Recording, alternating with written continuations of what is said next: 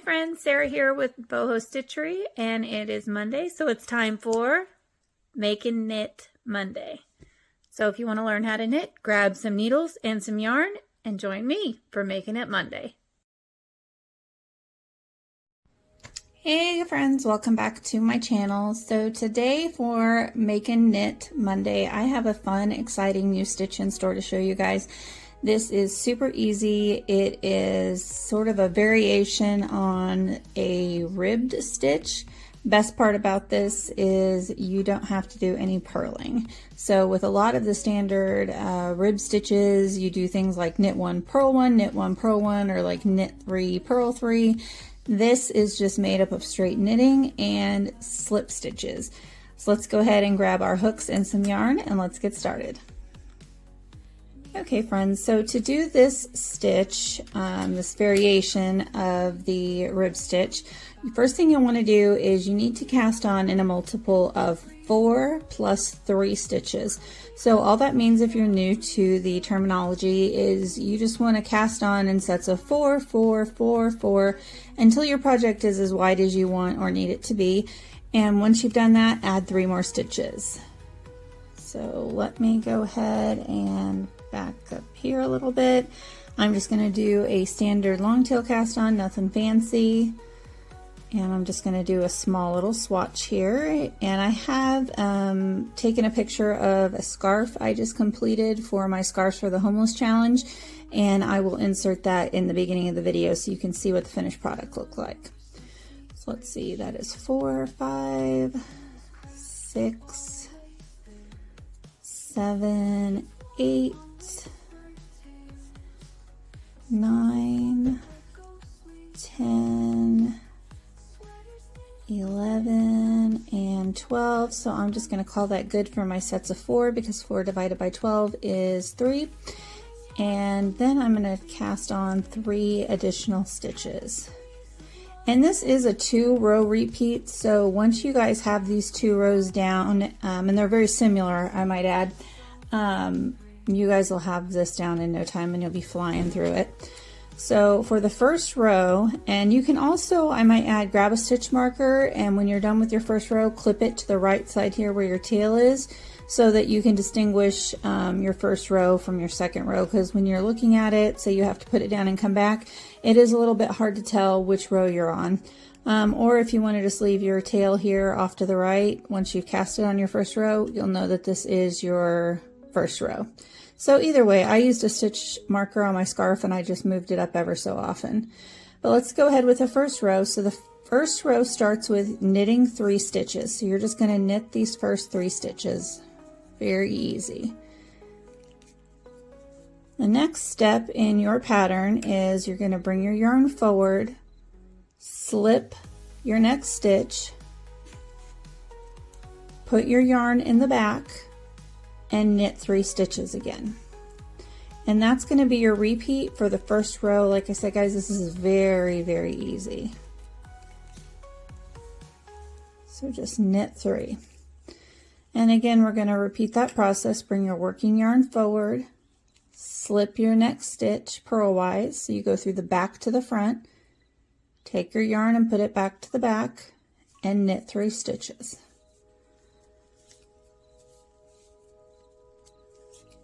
3. And again, we're going to bring the yarn forward, slip our next stitch purlwise, so you're going from the back to the front, just sliding it over, put your working yarn to the back, and we're going to knit our last 3 stitches. Now with this, I would suggest that you slip the last stitch purlwise, and you're going to do that on both rows. And what that does is it creates a beautiful, well-defined, straight, smooth chain up the side of your work, and it keeps it very straight. So if you're making something like a scarf like I did, it just helps keep the edges nice and crisp. Okay, and so now we're on our second row. And it's pretty similar, but there's this little extra step in the first couple stitches. So with your second row, you're going to go in and knit your first stitch. Then we're going to slip stitch, or slip the second stitch like we did before. You're going to bring the yarn forward, slip it purlwise, put your yarn in the back. And now we're going to start by knitting our 3. So 1, 2, 3. Again, bring that working yarn forward, slip your next stitch, put it back in the back, and knit 3. So 3 is kind of the magic number here. You're going to have 3 stitches, regular knit stitches in between your slip stitches. So yarn forward, slip 1 purlwise, yarn in the back, knit 3. And so at the end of row 2, you want to continue that process. So you're going to knit the first one, slip the second one with the yarn in the front, then you begin your process of knitting 3, slipping 1 with yarn in front, knitting 3, slipping 1, and so on, until you get down to your last 2 stitches. So you're going to have 2 stitches left. What I like to do is bring the yarn forward and slip both of those stitches. Now you can knit the last stitch, but like I said, I would suggest slipping this last stitch just because it creates, you could already see it, this nice smooth straight edge. So go ahead and bring your yarn forward and slip those last 2 stitches and turn your work around.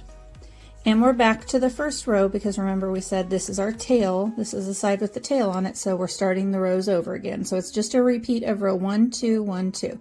And I'll do them a couple more times here with you guys. So first row, knit 3. So we're just going to straight knit the first 3, easy peasy. Yarn in the front, slip 1, yarn in the back, knit 3, and repeat this all the way across the row, guys.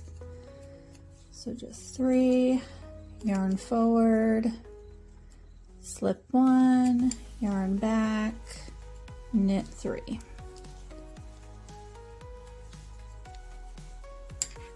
And again, yarn forward to slip 1, yarn to the back, knit 3, but make sure you slip that last one with your yarn in the front, and that'll just keep your edges straight.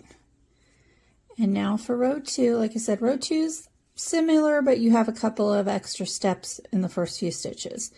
So knit the first one, yarn forward, slip that second one, yarn to the back, and then begin your process of knitting 3 and slipping the next one with the yarn in front.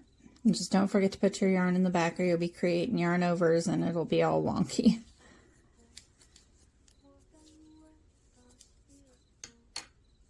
Yarn to the front, slip 1, yarn to the back, knit 3. So like I said, this does create a very pretty, very much like a ribbed effect, but it's so much easier than having to knit, purl, or knit a couple and purl a couple, you know. And you can already tell you get these really pretty, almost like braided chains up the front of your work. And on the other side, so if you're looking at like this side here, so this is the center stitch in your knit 3. So when you're yarning over, slipping this stitch, and then you knit 3, it creates these pretty stitches. And by doing those extra 2 stitches on your second row, it kind of picks it up because it's the opposite of the other side. So if you're looking at this stitch right here, you can see it's a very pretty well-defined braid up the front. And on the back, it's the opposite, it's purled. So that's how it keeps it sort of straight, I guess, is the best way I can explain it. So I hope you guys found this tutorial helpful. If you have any questions, please don't hesitate to comment down below. And don't forget to like and subscribe to me. You can find me under boho_stitchery, excuse me, on Facebook, Instagram, and TikTok. We'll see you guys next week. Bye.